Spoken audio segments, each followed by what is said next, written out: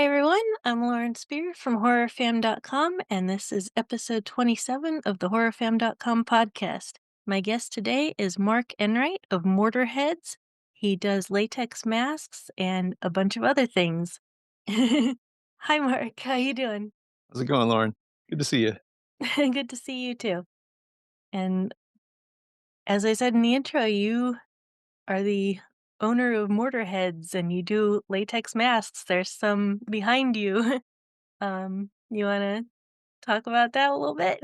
Sure. Yeah, I do latex masks, mostly masks of action figures, Star Wars action figures, and just finished $6 Million Man. I've done Micronauts and He-Man, um, Universal Monsters, the Remco Mini Monsters. I've done those.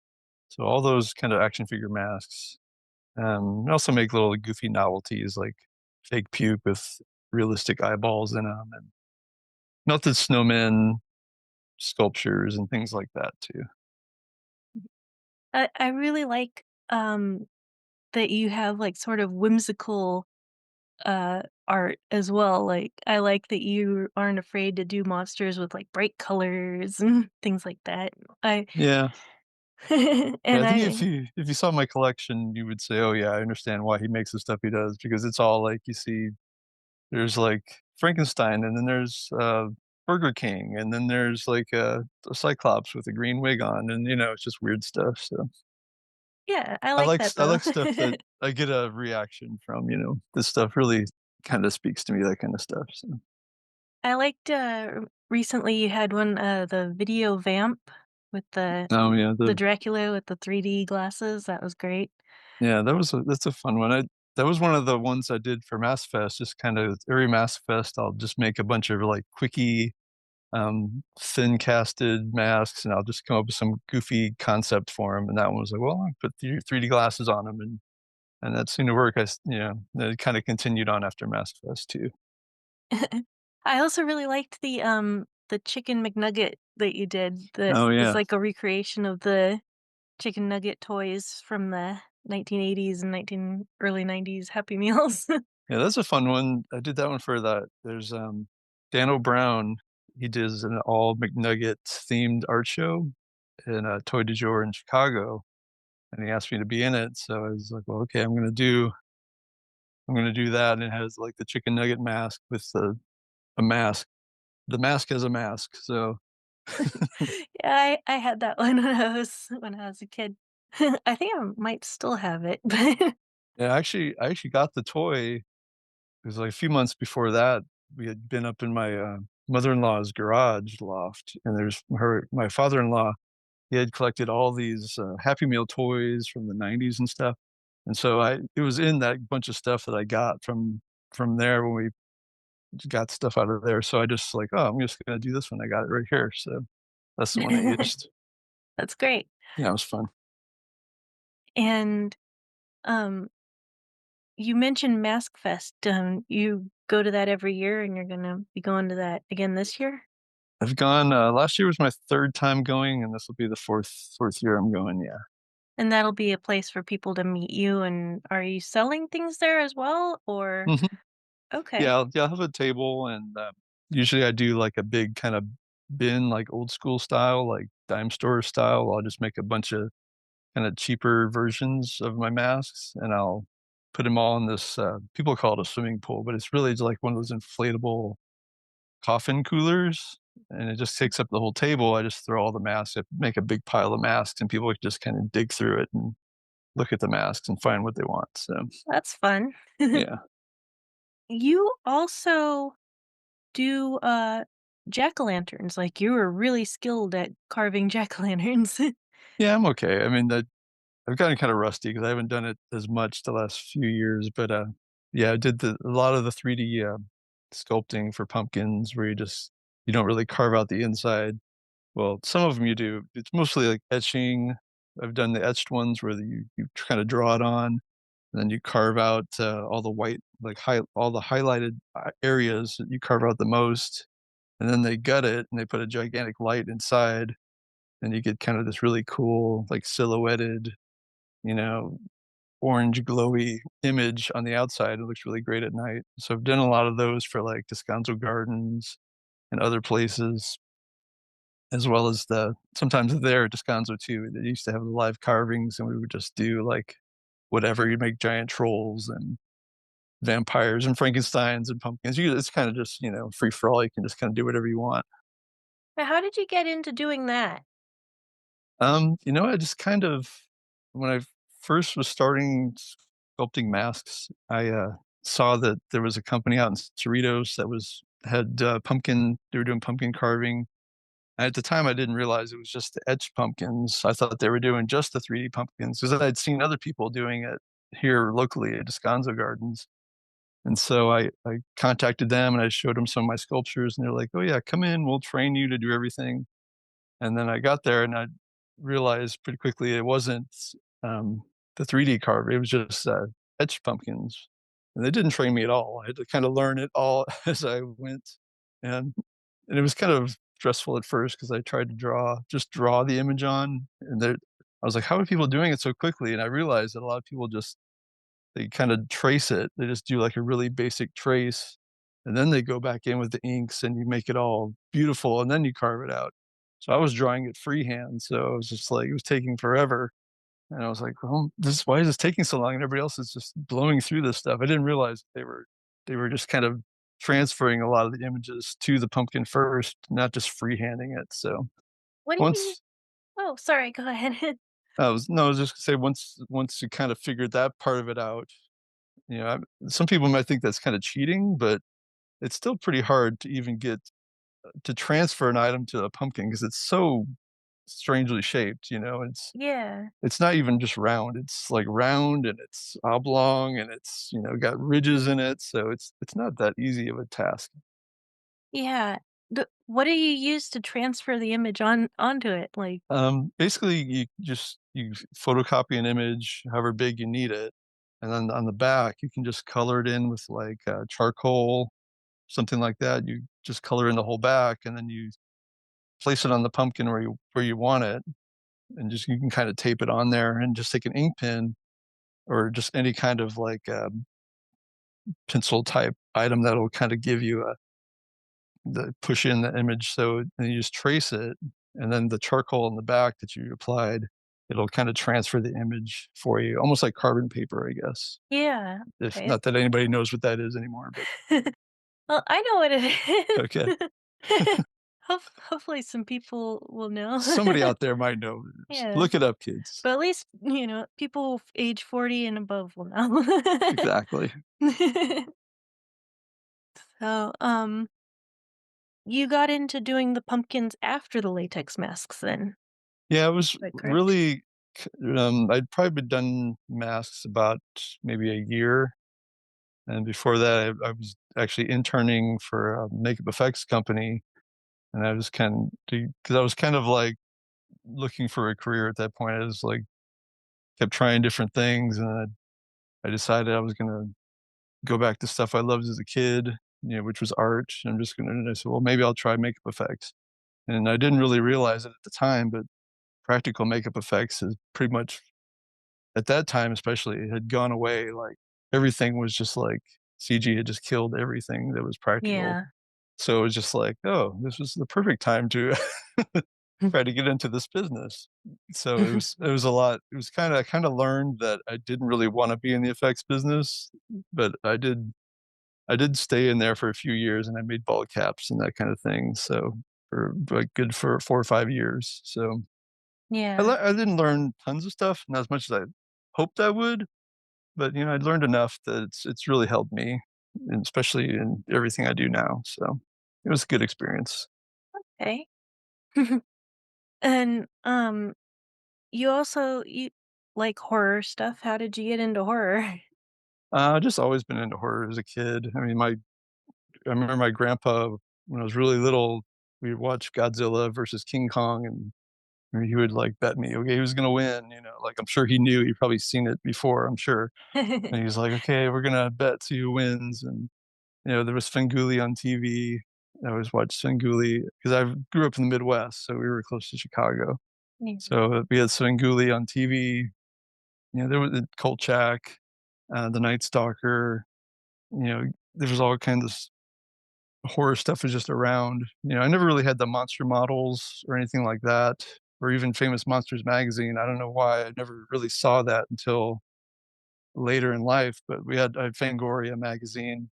That was really Mhm. big, 'cause we had cable TV, so you got to watch The Thing and stuff like that. So, this stuff was just easily accessible for young kids. And then, also my mom worked for Singer Sewing Machines, and, her boss had a VCR in the office, and he had, like, all the Halloween movies and all kinds of movies. I would just watch Halloween 1, 2, and 3 over and over again. I would just sit there all day and just watch those movies. So, that's pretty much where it came from, my love for it.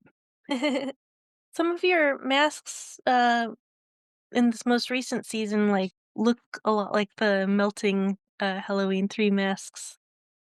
Yeah, I've kinda tried to do, like, some just kinda, like, Top Stone type stuff, and then just kind of make some stuff that's not so perfect. Because when you do a lot of things I do that are, like, so, "Okay, it has to look exactly like this so people know it's this."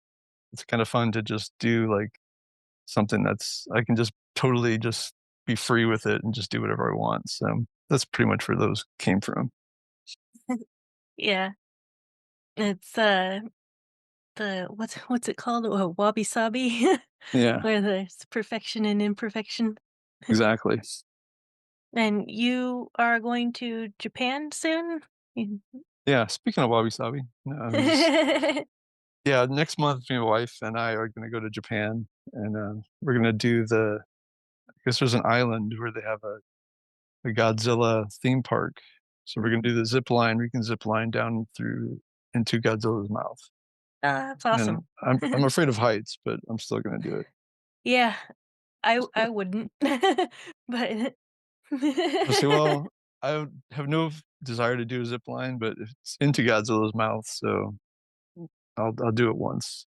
Uh, yeah, especially Hopefully since, Godzilla is one of your starting points for horror. exactly. Always been a big Godzilla fan my whole life, so, What's your favorite Godzilla movie? probably Godzilla versus King Kong. Okay. Yeah. I mean, they're they're all kind of like a big blur. They all kinda blur together, Yeah. and I haven't really sat down and watched one. I've probably watched more YouTube videos about Godzilla movies at this point than I've watched the movies over the past 10 years. Because I know I even have a box set, the DVD box set somewhere that I watched when it first came out a lot, but I don't know, I just always go back to, Godzilla versus King Kong. It's so goofy. It's just I don't know, you just gotta love it. Yeah. Um, how did you end up calling your company Mortar Heads? It just came from, when I first started sculpting, I, used to do all the sculptures in mortar, brick mortar. Oh. 'Cause I was just kinda looking for stuff to make, and then, we had this brick mortar around the house because I had to fix, some bricks in a fireplace, and it's kind of really a lot finer than cement, and, I don't know, most people would probably just go get some clay or something like that, but I don't know, I just figured, "Oh, we'll try this," and, but you can't really sculpt with it traditionally like you can with clay, like 3D wise. So everything was kinda like a bas relief where it was flat on the back. So I had to sculpt it, kinda like with it laying down. So I Yeah. would just take like a 2D image and try to make it as 3D as I could, but then it would be flat on the back, and it'd only be about probably, an inch or 2 thick. Oh, But interesting. when you would look at it from a Mhm. distance, it would have like a 3D, kinda look to it. So, It kinda reminds me of, like, some of the stuff in, like, the, Toscana Gardens catalog. Have you like, the gargoyles and stuff? Like the yeah, it's a lot like that. I mean, I've seen other people do stuff similar where it's just kinda like head and shoulders of things that you could pretty much attach them to. areas like that for sure, like a garden, stuff like that. Yeah, it made me think of, like, the Green Man, things that you could, like, put on your wall.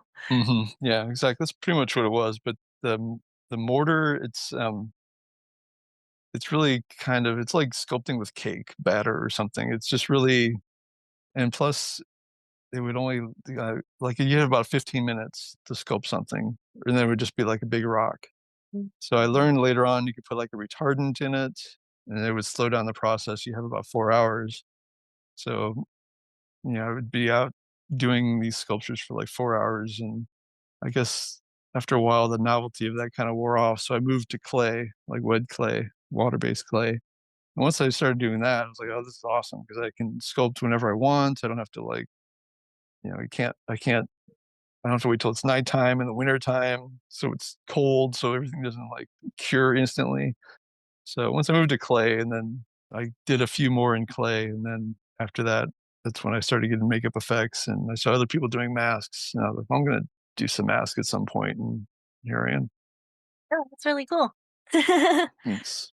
Yeah, you do a really great job of, like, looking like, with the toy masks, of Mhm. looking at something and making it pretty much exactly that, but bigger. Yeah, Um, it's I don't know, it's weird. I'm really good at copying stuff. Sometimes my original stuff is not so great, but I'm really good at copying stuff, so and I look at stuff and I'm like, "This looks off," and then I look at the actual item, and it's like, "Well, the actual item is off," so it's the way it looks, and yeah. I don't really wanna fix that. I kinda like that it's off, and when you blow something up, like, 20, 30 times, I guess it looks a little more off, but that's kinda what maybe gives them a little bit of charm, I guess. Yeah. It makes it very, like, recognizable because like, kids who grew up, um, playing with those toys, like, you can look at it and go like, Mhm. "That's it." Yeah, especially when I sculpted the Hordak mask from the He-Man. Yeah. That sculpture is way goofy, it's way off, nothing lines up, and it's all I don't know, it's just crazy, and I was like, "Whoever did this, they just did not take any time, they were just like, 'Wah, wah, wah, wah, okay, it's done.'" So when I had to redo that one, it was like, "Oh, man." But, probably now somebody would just 3D sculpt it, and they would just, like, mirror image it or whatever, and it would be done, but, that one was kind of, like, probably the roughest when I encountered, stuff not being all symmetrical and perfect, but yeah, it Yeah. works out, I think. It does, yeah. I still have a Mantenna figure from when I was a kid. Yeah, actually, I've seen it. I remember you showed me that before. Yeah. Yeah. I don't know, I only had He-Man and Skeletor when I was a kid, but, unfortunately, I don't I have some now, but I don't have the ones I had as a kid, but yeah. Which one's your favorite? He-Man? Mhm. Definitely Skeletor has always been my favorite. I think he's Yeah. just the coolest. I mean, he's just a skull with a hood on, you can't go wrong with that. Yeah. He has, like, the bright colors and stuff too, I really like Yeah, that.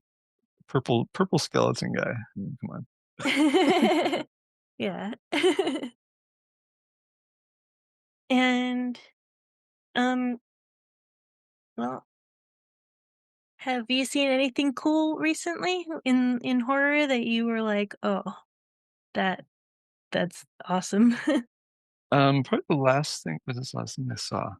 I saw Terrifier 3, I mean, that wasn't too recently, but I really like that.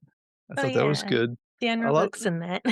Yeah, I love Yeah. the Dan Roebuck scene, it was really funny, and, I know a lot of people say, "I don't like the Terrifier," but I don't know, I kinda think it's so cartoony, and the kills and everything is just so out there, it's just so crazy, and, like, since he doesn't talk, he just has these expressions, it's like, he's like an insane mime or something like that, so I don't know, it's just kinda funny to me, so I liked it, I mean, um, what else?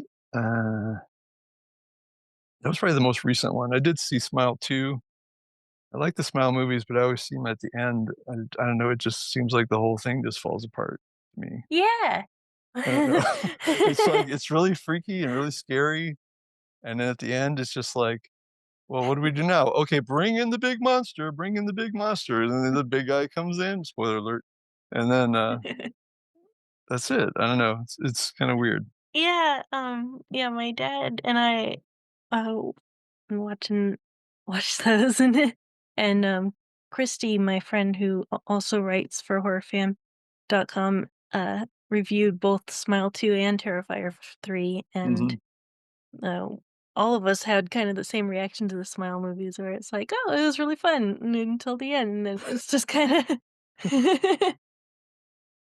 Yeah, but yeah, and I haven't seen, like, the Nosferatu or anything like that new yet. I've been really bad at catching up. I've been watching a lot of episodes of Quincy lately, which is not horror, but there's a lot of death in it, I guess, so, I don't even know what that is. I'm sorry. uh, Quincy Quincy Medical Examiner. It was like an old show from the '70s and '80s. It was Jack Klugman, who was on The Odd Couple. He plays a Los Angeles County coroner, and pretty much the show is just kinda it's like a drama, but somebody dies or there's some, like, a chemical gets, spilled and, like, a whole neighborhood gets infected, and he comes in and starts yelling at people and doing autopsies and stuff like that, and it's just a goofy '70s show, but Yeah, Dad's been watching, I think he just got through the entire series of the Monster Squad, TV show from, like, the '70s. Oh, yeah, I've watched that a couple times. That's good too, definitely. Yeah, Frank has been reading the EC comics, and he did an article about that, earlier this month. Are you a fan?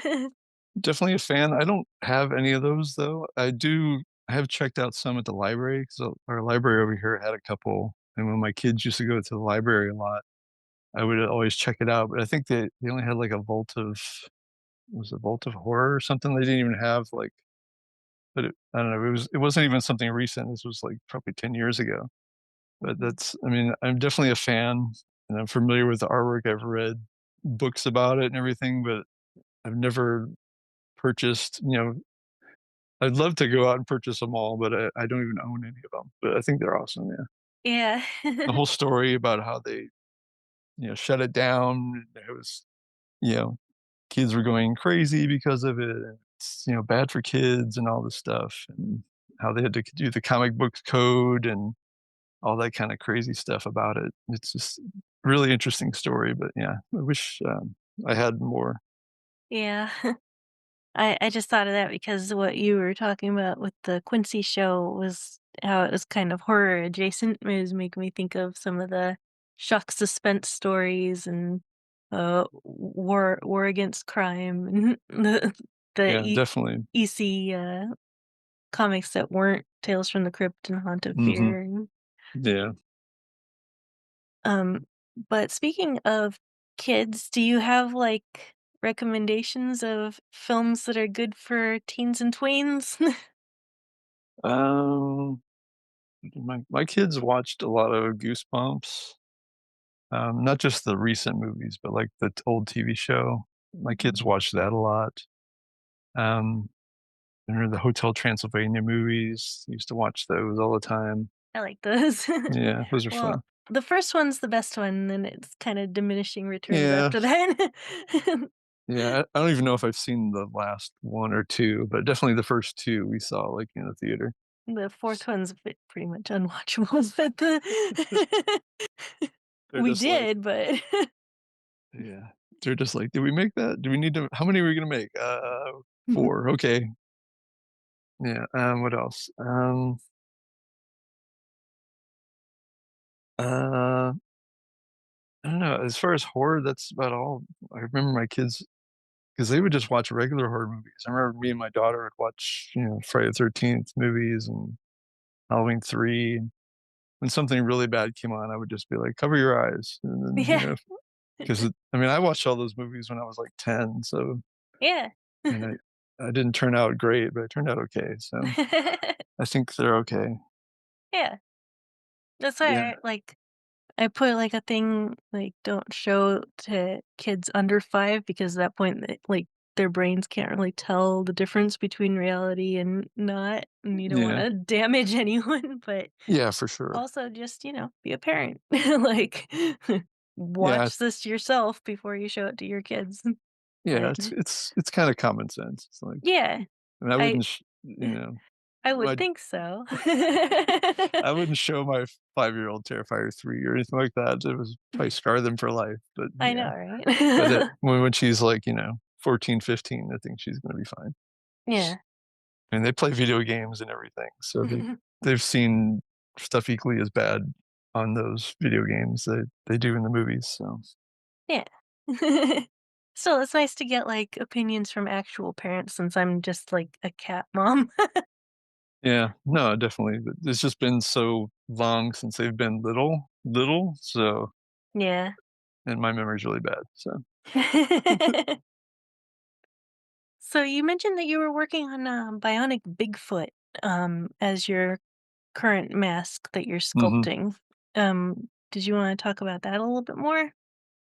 Sure, yeah, just, kinda continuing the $6 Million Man. I did the whole Maskatron set with the removable faces, um, and because last year I was got into this thing, I was gonna do all cyborgs, so I kinda did a poll. I said, "What do you guys want me to make? You want me to do, Death Star droid from Star Wars, the dog from Battlestar Galactica, or a Cylon, or, there was another one, I don't remember what it was." But, and then everyone voted on a Cylon. So, "Okay, great, I'll do the Cylon." But then I was like, "Oh, yeah, I forgot about Bionic Bigfoot. He's a cyborg, so I'm gonna do him first before I do that." So, Okay. but yeah, I've been planning the $6 Million Man series for a few years. I've been thinking about it and how I'm gonna do it and stuff like that. So last year I finally sculpted all those, and now I'm getting to the Bionic Bigfoot. So it's gonna be the big mask. Yeah, Um, it looked mm, like it was pretty large from the photos that you've shown so far. yeah, because I don't even have it all blocked out yet. Still have the whole kind of back of the head to block out. So it's gonna be a really big, heavy mold, but I think it'll be cool once it's done. Yeah. Um, I know it's, you know, not the, like, Bigfoot, but do you have any interest in, like, cryptids? Oh yeah, totally. Yeah.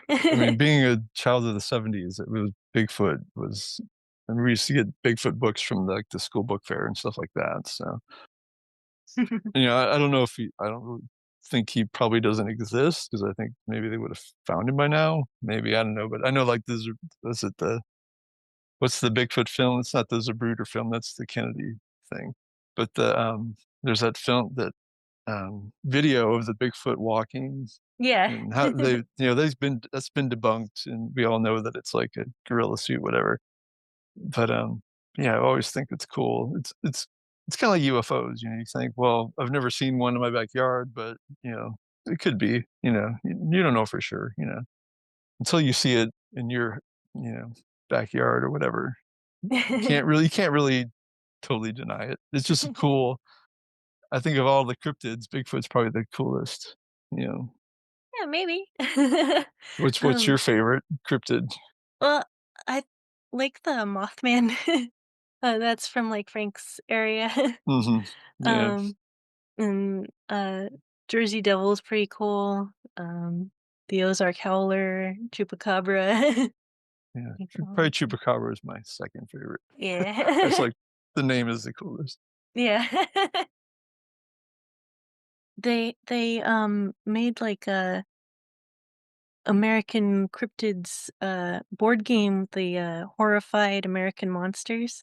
Oh, yeah, Yeah, we have that one and the Universal Monsters, and then they have World Monsters, all those I like all that's those cool. board games. That sound fun. And, you were talking about Star Wars as well? Um, I know this is horror fan, but, Yeah, the Star Wars there's was the first, well, it was a big before I, like, got into making masks and everything, I was a big kinda Star Wars collector, and I Mhm. had a lot of action figures and models and that type of thing. It's kind of what got me into making more stuff because I would make Star Wars characters out of the Mortar Heads, out of the mortar. and I would sell those sculptures to my Star Wars guys that I knew in my Star Wars club, and that kind of how the whole thing evolved from that. So when I did started doing masks, one of the first ones I did was a Walrus Man mask, the Kenner Walrus Man, Yeah. with the big orange collar and the green head and the big kind of butt face tusk Yeah. kind of thing. And Yeah. somebody saw that one, like, oh, can you do a blue snaggletooth? So I did blue snaggletooth, and then it just kind of snowballed from there. And I did Greedo and did Hammerhead, did all the Cantina aliens. So yeah, Star Wars is always, especially the action figures. I love those things. I had them as a kid, and I think they're something about the simplicity of them and how you can totally instantly recognize them is just it's just perfect. So Yeah. they translate well to masks, Yeah. especially. Yeah, my mom used to have all of the Star Wars toys. I think she kept her Greedo. I'm not sure if she was able to keep any of the others. Yeah, Hard times here and there, so yeah, a lot of things got sold, but she did have like all of those at one point. yeah. I think all mine got lost, like when the basement flooded back in the Mm. Midwest. When I moved, I moved to California to be a musician, so I didn't really bring any of my Star Wars toys with me. At that point, I was just like, hey, they're in this toy box. I knew they were there, and then like I think the basement flooded, you know, and then they just threw everything away. It's like, oh, whatever. Yeah. It's interesting though that so many horror fans also have that kind of like toys as a sub interest, and um Star Wars comes up fairly often as well. Even Yeah, just on this podcast, people have mentioned those things a few times. yeah, because I think they were so prominent back then when for people of like my age, especially because I'm like 50 in my 50s. So Mhm. in the 70s, we didn't have all the stuff we have now. So it was movies, it was TV, there was toys and or musical instruments. So you could ride your bikes or skateboards too, I guess. But Mhm. there was only a handful of things. There wasn't video games really till later on. And even the ones we had, the Atari and stuff, they were really not that great. So I never really got into that stuff. Yeah. So yeah, it's I just think that was especially now as toys aren't really for as far as kids, I think they're definitely more directed towards adult anyway because of that. So, you know, Yeah. It seems like there's not as many a things for kids. a toy today for a kid is a phone. So you start the Yeah. phone and they can play video games or, make videos and, you know, Strange times. definitely. um, I know that you have an Etsy shop, Hmm. right? Yeah. Um, is there uh anywhere else where people can find your things to, to buy them? 'Cause You can only buy them through the Etsy store, or you can contact me through Instagram if you want, and we can work out something through Instagram. But I primarily sell them through Etsy. okay, I do have a Squarespace site, which is just squarespace.mortarheads.com or something like that. But okay. I don't really sell anything through there. It's just kind of like a lot of pictures with sculptures and It's your um, portfolio. kind of yeah, it's sculptures and masks and pumpkins and a couple paintings I've done and stuff like that. So it's just kind of like it started out as a portfolio for like trying to get jobs, and then Mhm. it just kind of ended up being a website where I sometimes put images of stuff I've done. But someday I hope to like start selling stuff through there too. Yeah. And your Etsy is mortarheads.etsy.com, right? Yeah. Okay. And so if anyone wants to get a mask or novelty decorations like the vomit, and I have a little ornament from you that's like a melting snowman. Hmm. Melty the Snowman. Yeah. And on Instagram you're at Mortarheads. Yeah. Hmm. And are you on any other social media? I'm on Facebook too. I think my Facebook page is Mortar Heads: The Art of Mark Enright, and I just have that's like my art page. But pretty much everything I post to Instagram just goes on there as well. I have a regular, just personal page too that people can follow me at too if they want, just under Mark Enright. Okay. Mhm. Yeah, I left Facebook back in August of 2019, but I couldn't, like, delete it because then it would, like, delete the Instagram, but Uh, yeah, I don't really ever post to Facebook that much. I mean, Yeah. I look at it and people respond to stuff that I posted through Instagram. I reply to there, but sometimes I'll talk to mass people because it seems like there's a kind of big mass community on Facebook and Star Wars collectors too. They kind of all since there's no like really forums anymore, everything is kind of shifted to Facebook. So it's good to see stuff on there, or if you want to talk about masks or whatever. That's kind of the place you got to go these days, I guess. Yeah. I originally horrorfam.com had a forum functionality to it, but Hmm.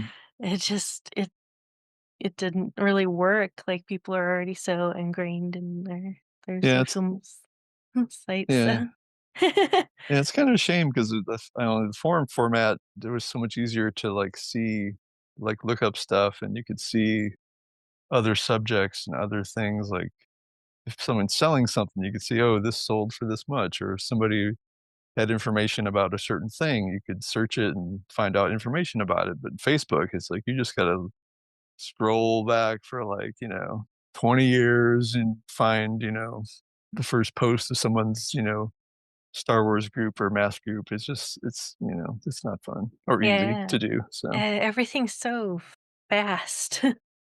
yeah, it's just a lot of information. But Yeah. Um, you mentioned that you also do paintings? I've done a few. I think probably drawing was the first thing I did as a kid, like art Mhm. wise. I used to just always draw all the time. So, but then once doing other things, I did kind of got out of drawing. But I feel like after sculpting for so long, I think it's made my drawing better.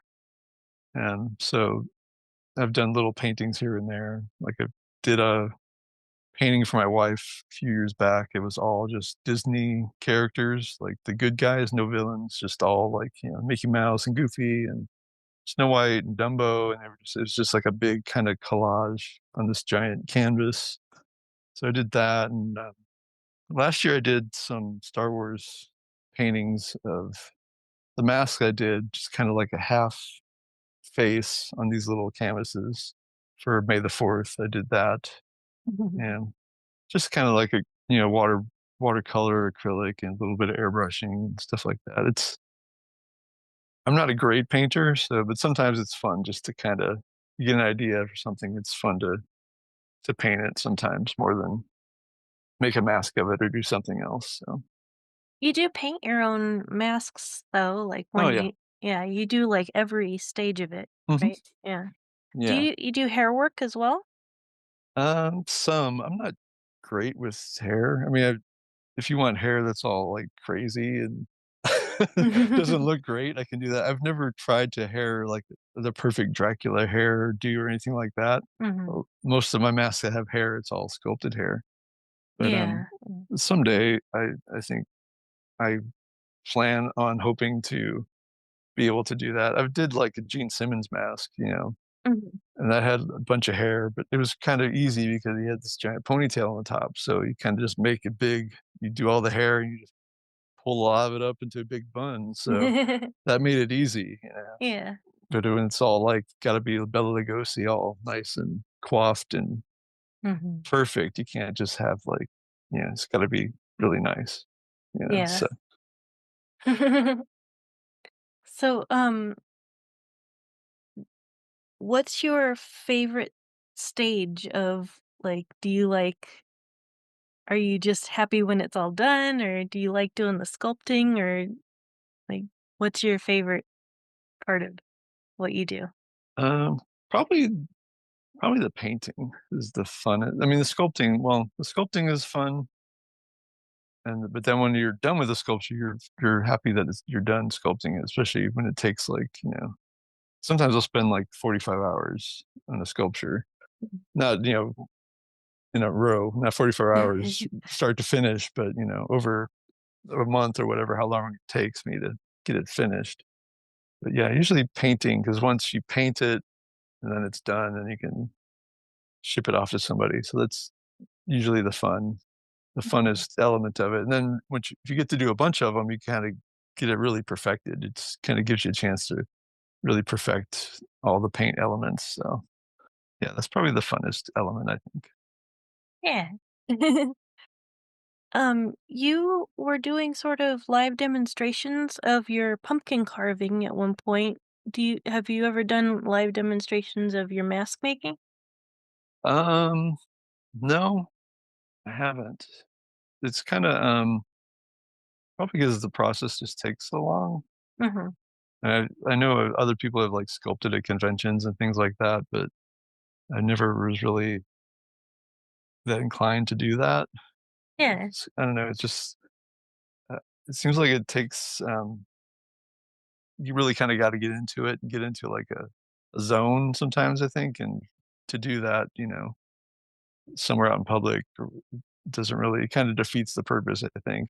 Almost Yeah. like the pumpkin carving when you we used to do the 3D pumpkins. People come up constantly just asking you questions and talking to you, and oh, can I see it? Can I see what you're doing? And I kind of learned over time to that I had to sit backwards or my back to people so they could see the pumpkin. Because otherwise, if I'm sitting the other way, people are coming up, oh, what are you doing? What are you doing? And you're just turning the pumpkin around constantly. You never get it done. So I feel like demonstrating masks might be the same thing, but, it would be cool to have, like, a mask class or something like that, but Yeah, like a Skillshare or something? yeah, for sure. Something that you record and then just Yeah, I have a YouTube. Actually, you asked me other places you find me. I do have a YouTube channel where I did, like, a tutorial on painting eyes, things like that. It's mostly just kind of on masks, so there's not too many tutorials. I did, making hoods, like sewing a hood. I did a tutorial for that Nice. a while back. Is Um, that also Mortar Heads? Like, yeah, if you just go to on YouTube and look up Mortar Heads, okay. I So think it's after people like and subscribe to this, they can go to Mortar Heads on YouTube and like and subscribe that. definitely, yeah. Yeah, it's not a very big YouTube. I think I have like 30 followers or something like that, but I have little mask videos and stuff on there. It's a fun little channel, so Nice. Yeah, I don't it's hard to do like the behind the scenes stuff because it's like the more you show people about like the process and everything, it's like the less time you're actually doing it. yeah, it's nice to capture different, sometimes I'll record myself sculpting and it's nice to capture certain aspects of it, but Yeah. just always have it, you know, kind of trying to broadcast what you're doing. It kind of gets difficult sometimes, because maybe it just doesn't show up good, or the video is not really that great. People aren't really seeing. You can't really tell what you're doing anyway, or it's just kind of distracting from your work if you're painting, whatever. So Yeah. yeah, it's difficult, but there's definitely people out there doing it that can do it well. So, but I think it probably Um, if you're gonna do something like that, it'd probably be more fun to do it, like, in person if you could, like, go somebody's doing, like, a painting class or a math class to go and actually take it from them than YouTube, Yeah. in my opinion, anyway. Yeah. Well, we're coming up on the end of our time. Did you have anything else that you wanted to talk about? Um, no, I think that's it. I just go to my, Instagram and check out my stuff and just, like my post, that's all. Buy some Yeah. masks. So that's Mortarheads on Etsy and on Instagram and on YouTube. And this is Mark Enright, the mask maker and artist. And yeah, it was great having you on, Mark. Yeah, great. Thank you for having me on. Bye. Bye.